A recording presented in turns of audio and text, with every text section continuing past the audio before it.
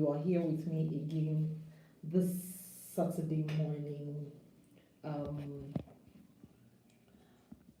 um, last week we we had a wonderful time talking about our relationships, and we had a question that I promised that I was going to elaborate on this morning.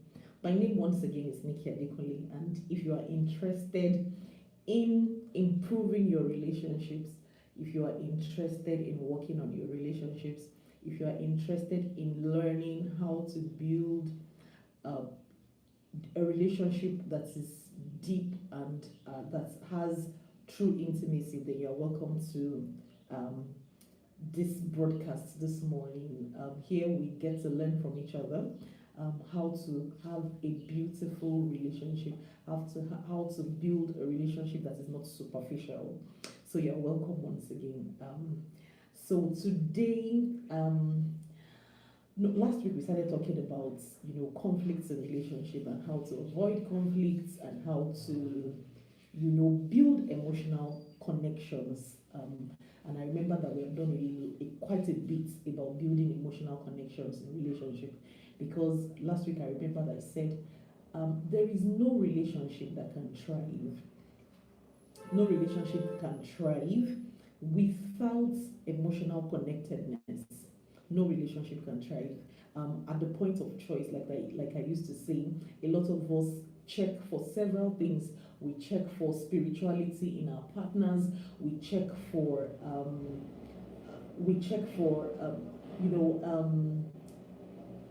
financial, if they are well, if they have finances, if there is good career, if they are healthy.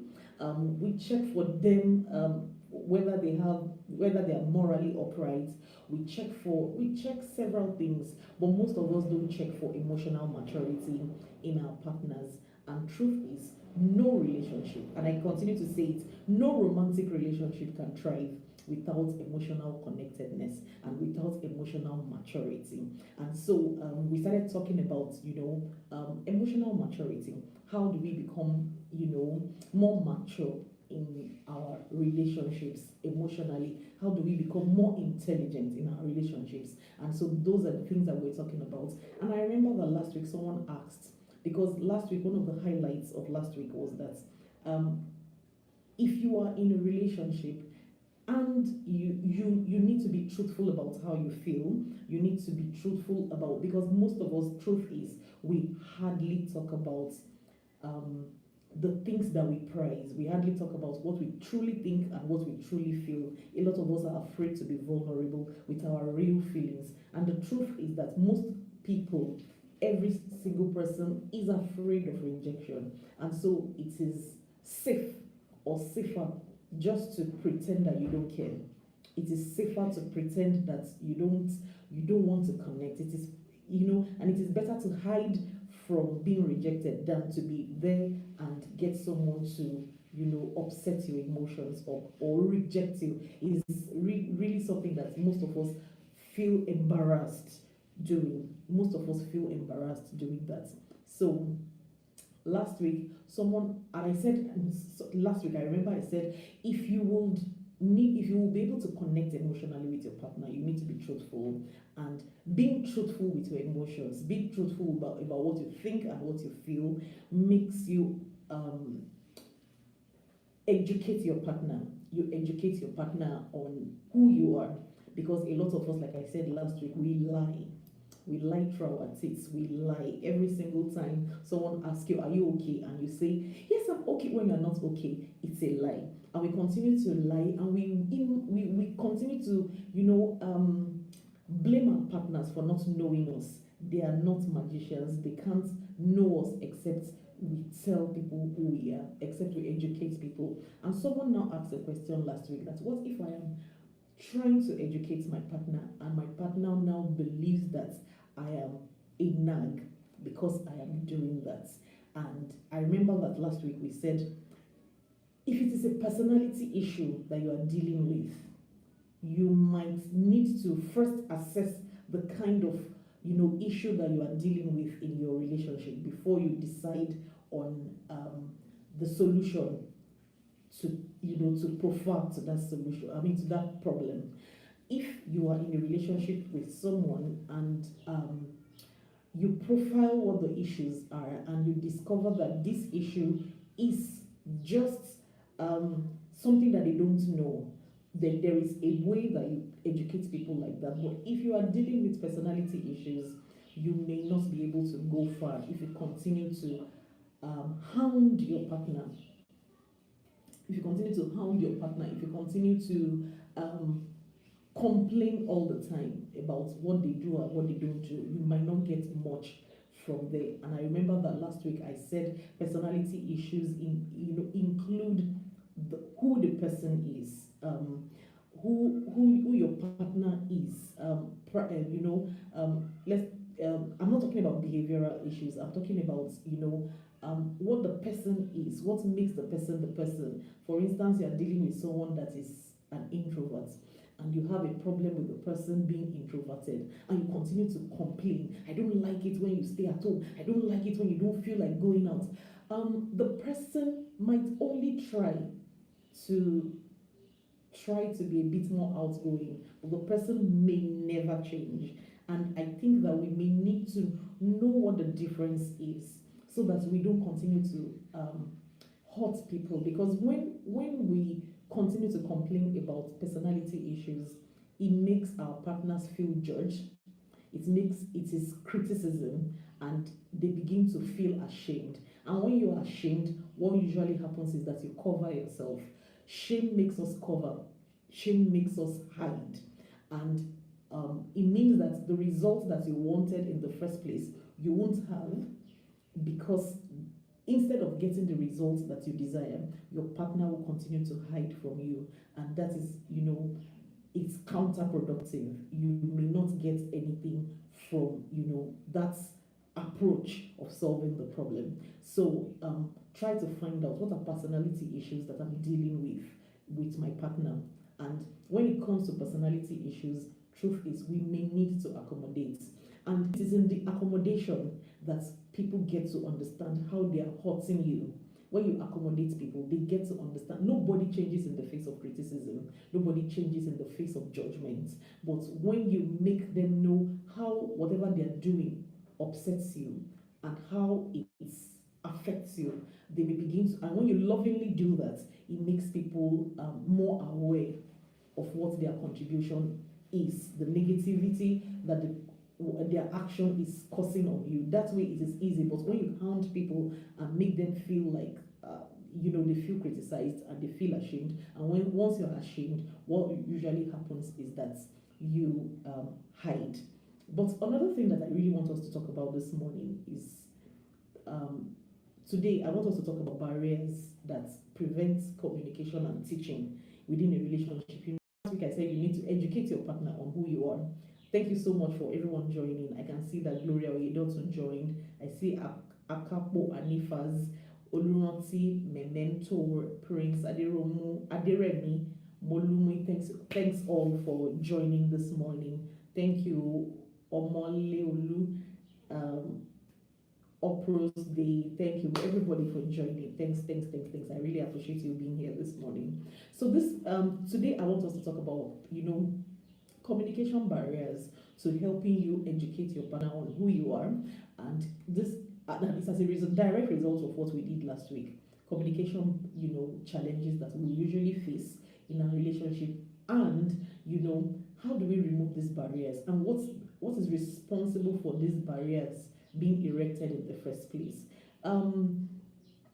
I think that when it comes to our relationships, usually the first thing that we need to understand is that we attract the opposites always attracts, and whatever is responsible for that might be a discussion for another day, but opposites always attract. Opposites attract. Opposites attract. And when you have this at the back of your mind, you know why there's potential for arguments and conflicts. Opposites would always attract.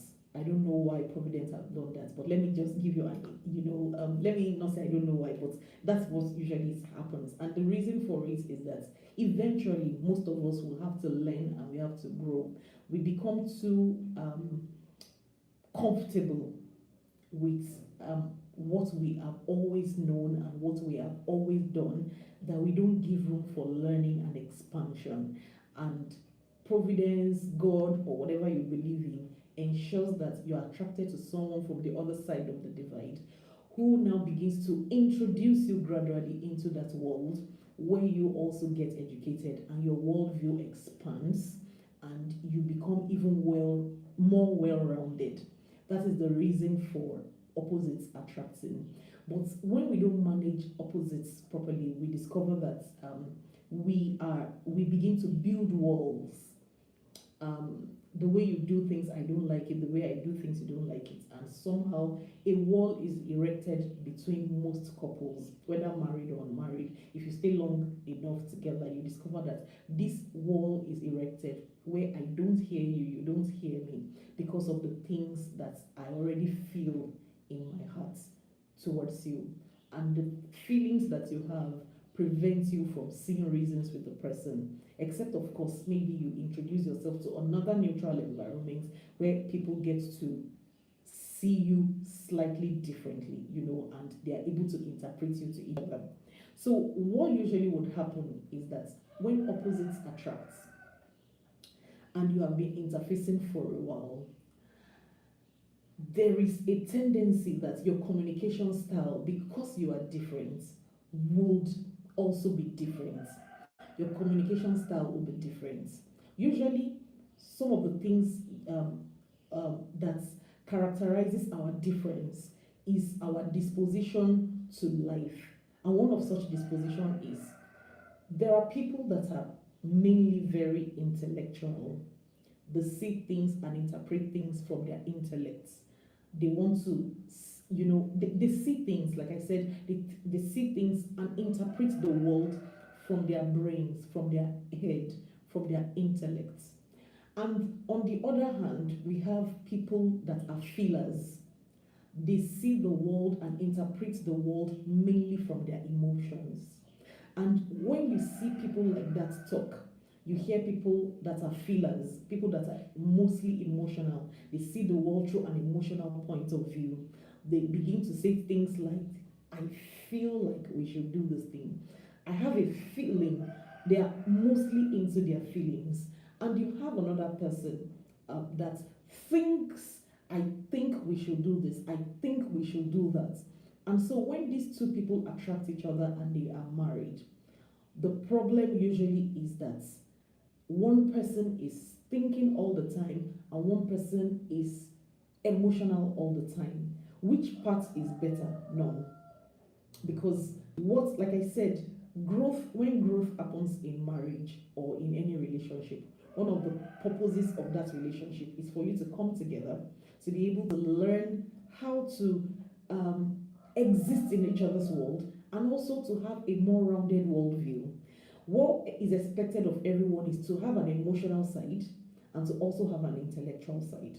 But usually before we get married or before we get into each other's world, you are predominantly one part.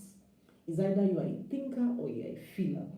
And if you continue like this, you might be robbing yourself of the other half that you should embrace, that you should, that should make you a better person. If you jettison it, it is to your own disadvantage. But most of us, because of our orientation and because of our own family of origin, because most families exist in one space, there is always a dominant partner in every home. There is always a dominant party, which makes you predisposed to only one side.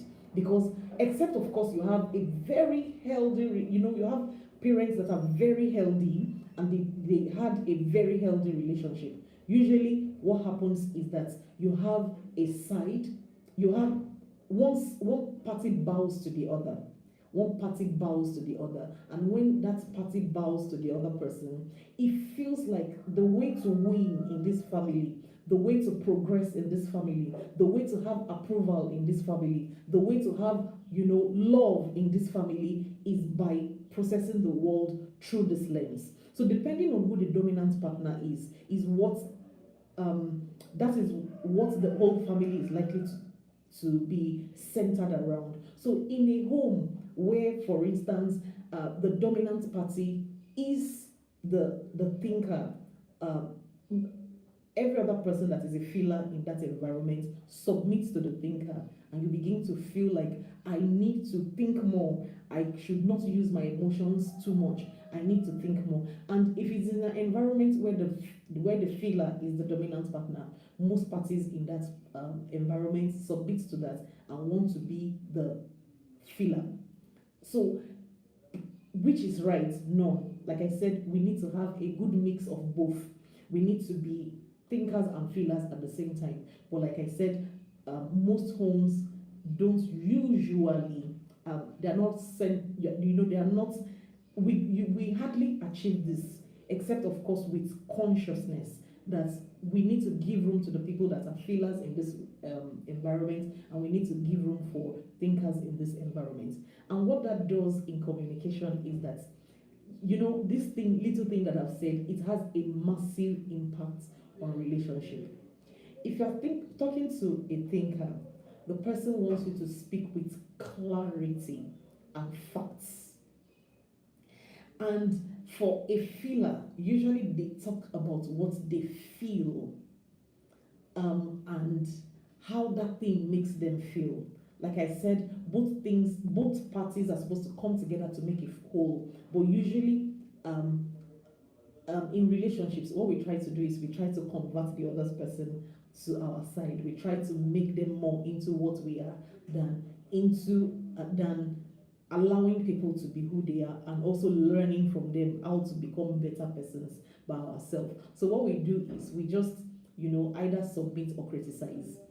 Submit to people, or we criticize them and try to win them over to our side. But if we are learning and growing in that relationship, what we should be doing is learning from the other person how to become well-rounded. Because truth is, you can't be both at the same time, and you need to know what is happening in the other person's world so that you can connect at a deeper level. So for instance, I may want to speak to, let's say I may want to speak to my partner, and I'm telling my partner that there was a time that something happened and it was an historical fact.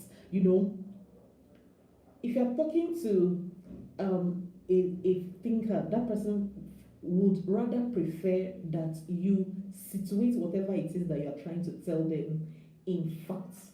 So a thinker would want you to say something like, Thursday, 15th January 2025 or 1925, there was a war that happened between Afghanistan and USA that resulted in, that fact makes it real, makes it true, and makes it appealing to them. But for a feeler, really, what they are trying to get out is the humanitarian devastation that was caused around that time. And so we are both struggling to communicate. One person feels, this thing that you're saying, how sure are you? Are you sure that this is not, you're not speaking heresy, and this thing that you're saying never happened? The other person is like, wait, you're not even allowing me to land. That this thing that I'm saying, I've not even gotten to the best part of what I wanted to say. And this looks like an ordinary discussion from the surface, but if we continue like this,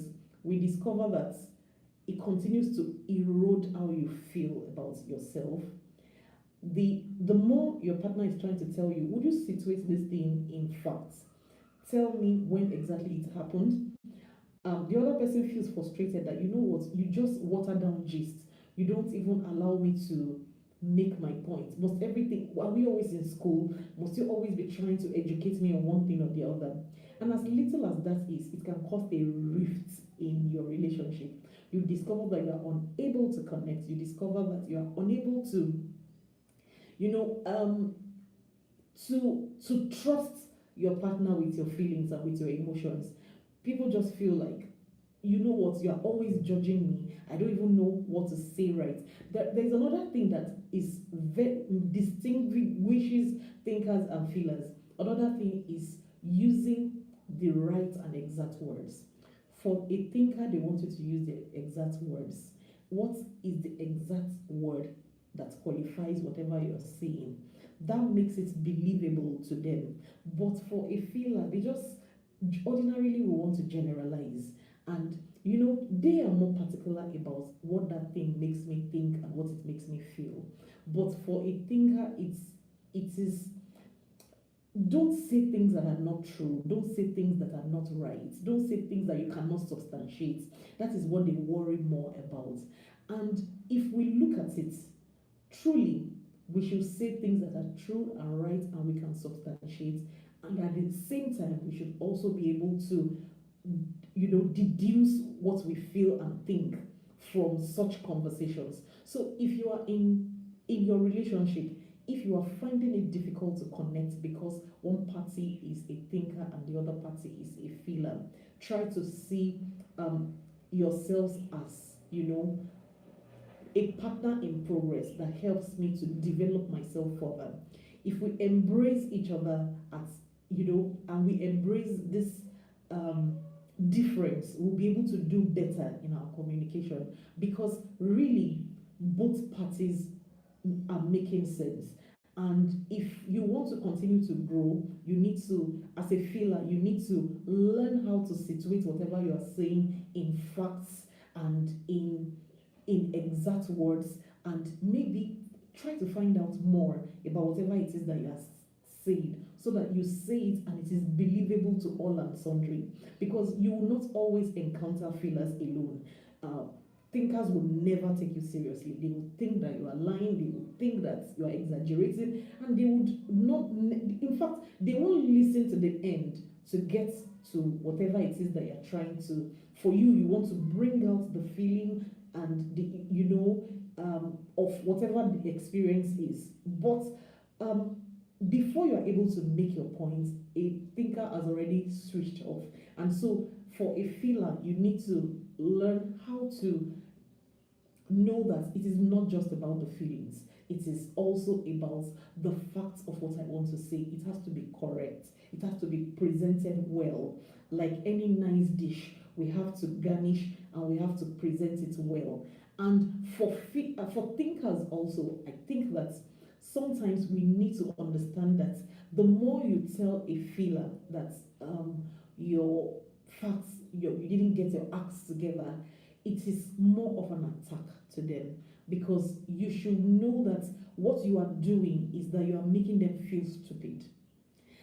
Sometimes try to overcome the need for things to always be right. In a relationship, we can play. In a relationship, we can joke around. In a relationship, we can, just have fun without necessarily being conscious of being right and being proper and being, we can just have fun. Everything doesn't have to be, especially because this is not a presentation to the world. This is a presentation to your spouse. You can have fun without the facts being right. You can laugh at each other, because what it does is that when thinkers stay too much on the fact that they want things to be appropriate and right and prime and proper, what it does is that it removes fun from relationships. And we need to know that both parts are necessary. We both need to learn and we both need to grow.